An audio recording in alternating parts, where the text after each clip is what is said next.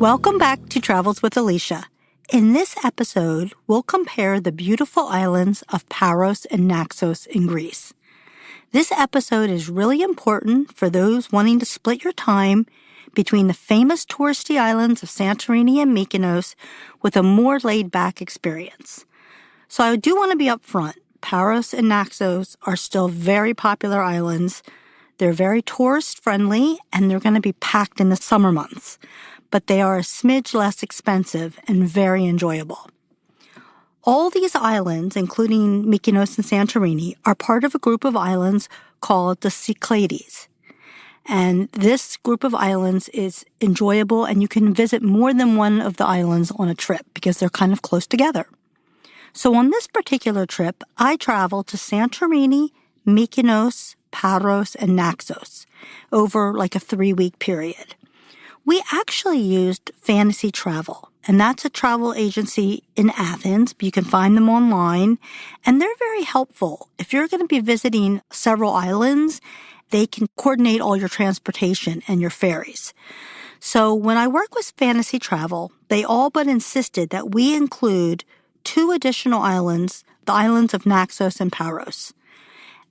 Using Fantasy Travel actually was really helpful because they did meet us in Athens and they gave us an envelope with all the ferry tickets we needed. Everything was prearranged. They saved us money as well because I probably would have chosen more expensive hotels in Paros and Naxos. They picked some 2-star hotels that turned out to be fantastic. These were more mom and pop places, but breakfast was included. They were super nice and they were walking distance to everything. So in this episode, I'm going to cover the similarities and differences of these islands so you can get a sense of which one you would enjoy more. And if you're like me and you want to see Santorini and Mykonos, but are interested in maybe adding one of these islands as well, this should help you choose. So it's not hard to travel between the islands, as I said earlier. We were in Mykonos at the time, and we were heading to Paros. And so you can take a slow boat, and it's about an hour and a half. And you can also take a fast boat that's like a hydroplaning, and that's shorter. So that's very easy. But today we're going to be talking about even going between Paros and Naxos. That's only 12 miles, and you can actually travel between Paros and Naxos in about 30 minutes. There's many ferry companies, and they go morning, noon, and night, so they're easily to get a ferry. So the prices, like if you're going to go from Mykonos to Paros and then either Paros to Naxos in between these islands, you're talking about 30 euros, and less. So the prices really are not that expensive. It's easy to do. Naxos and Paros are 2 beautiful islands. While they share many similarities, they also differ in their character and their attractions and their appeal. So I'm going to try to do a comparison of the 2 islands. And I'm going to start with like the size and what it's like. So Naxos is the largest island in the Cyclades. It's very mountainous and has fertile valleys, and it's very green. It offers dramatic landscapes with traditional villages and even hiking opportunities. Where Paros is smaller and flatter.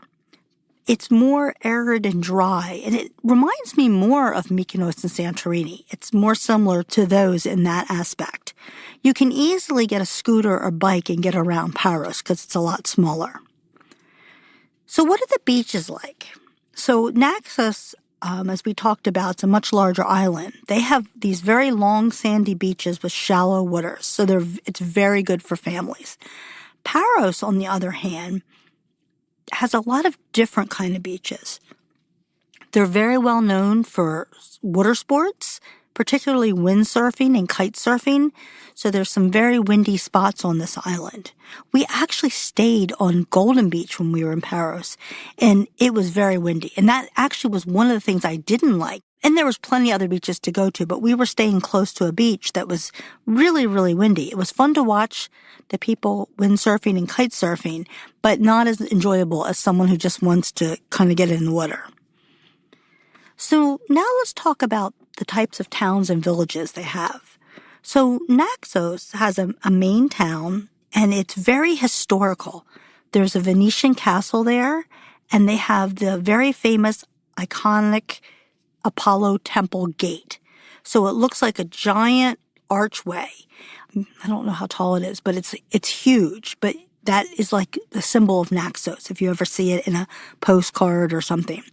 Where Paros has, like I said, it's more similar to Mykonos and Santorini in that it has the whitewashed architecture.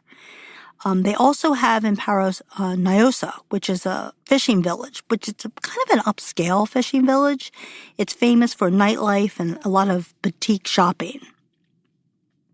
If you like culture and history, I think Naxos is probably better because they have a lot of ancient ruins and mythology. This island is linked to Dionysus, and they have these archaeological sites and very well-preserved churches. Paros, on the other hand, doesn't have as much of that. I mean, they're known for beautiful marble, so you're going to see a lot more marble in Paros, and they have some Byzantine churches that are really beautiful as well. So if I think about just the atmosphere and some of the activities, Naxos is probably better for like nature lovers and families. It's a little less touristy than Paros and more authentic. Paros, on the other hand, to me, Paros is almost like a little Mykonos. It's just a smaller version. It's very cosmopolitan and very stylish. So how do you get there and get around? We talked about the ferry boats being the easiest way.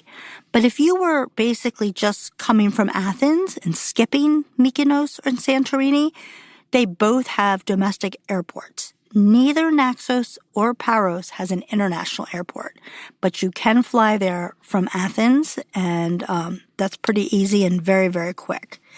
Mykonos, on the other hand, has an international airport. I think Santorini does as well.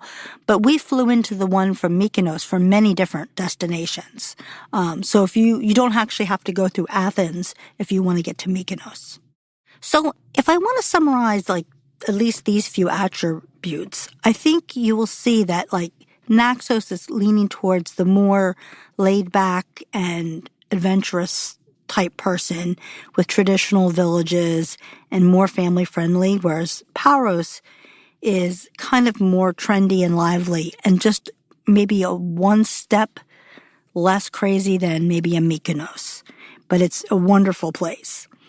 If we think about celebrities and pop culture, Paros gets all the attention. It's a celebrity hotspot. As I said, it's an alternative to Mykonos, and there's so many famous people that love this island. I'll just call out Tom Hanks and Rita Wilson. They actually have a house on Antiparos, which is just this little island right off of Paros. And it's absolutely beautiful with shallow waters. Also, there's a lot more media attention on Paros. There's been a Netflix show, I'd say it's 2022, so not too long ago, a couple years ago, there was a Netflix show called One Day, and I think it was one of the earlier episodes, like episode 4, 2 of the people go on vacation, and they actually go to Paros. So if you watch that, you'll be able to see a lot of the town and the beaches and get a good feel for it. Naxos has probably, while they don't have all the celebrity attention, they do have a lot of cultural events. They're known for a lot of festivals and even international festivals. So that's something to look up if you were going to Naxos to see if there's any festivals. And I guess next, we can't talk about Greek islands without talking about beach clubs. And in general, Greece just does beach clubs really, really well. I'm from the East Coast in the United States, and a lot of our beaches, we just really have to drag our chairs and our cooler, and anything else we want onto the beach. Where in Greece and in many places around the world, they have wonderful beach clubs where everything's at your fingertips. Wonderful restaurants, lounge chairs, waiters bringing you cocktails, and that's no different in both Naxos and Paros. So you will have that same thing. I'm not going to get into all the details of them, but I will say the ones in Naxos, when I looked at them, like there's one called Nomad and one called Peppermint, and they were a little less expensive than the ones in Paros, they had more authentic Greek choices on the beach club menus versus kind of an international scene with sushi and tomahawk steaks and crazy stuff like that. And the prices were more reasonable, but they were absolutely gorgeous. I mean, stunning aesthetically, and a place that I couldn't imagine anyone not wanting to hang out and enjoy. So that's the difference in the beach clubs. So both islands offer just exceptional choices for beaches, beach clubs, and for activities. So next, I'd like to talk a little bit about what is there actually to do on the island. I mean, obviously the most common thing would be just to enjoy the beaches and the restaurants, but there are a few things you can do. So in Paros, definitely visit the town of Naxos. It's a little village, fishing village with the whitewashed buildings and the shops. There's beautiful restaurants along the harbor and a really nice nightlife. You obviously can do the beaches close by. And then there's also a village, Lefkes Village, and it's a traditional mountain village with cobblestone alleys and the Byzantine churches. You can even hike the Byzantine Road, which is about an hour walk through olive groves and farmland. So that would be kind of a fun activity. My favorite one, of course, is the Paros day trip. It's only a 10-minute ferry from Paros, and it is a beautiful, relaxed, small island. There's sea caves on it and beautiful beaches, and they have a small town center, so that would be really enjoyable. And then you can actually do some of these wind sports. You can try windsurfing and kite surfing. They have places set up that allow you to do that with instructors and stuff. So if you'd like to try it, it's a really good place to do it. And then visit the old town. They have a beautiful church. They call it the Church of 100 Doors. So that would be a really enjoyable thing to do, walk around there in the evenings. So if I compare that to Naxos, what really is there to do there? They also have an old town, or a town that's where the marble gate is, the giant symbol of Naxos. And again, a lot of Venetian architecture and a lively harbor in Naxos. Another thing to do in Naxos is visit the Temple of Demeter.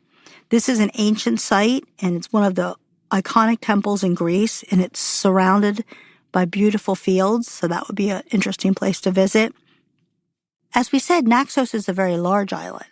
So another thing to do is, a lot of the people around the East Coast, you can actually go to the West Coast and see some of the beaches there.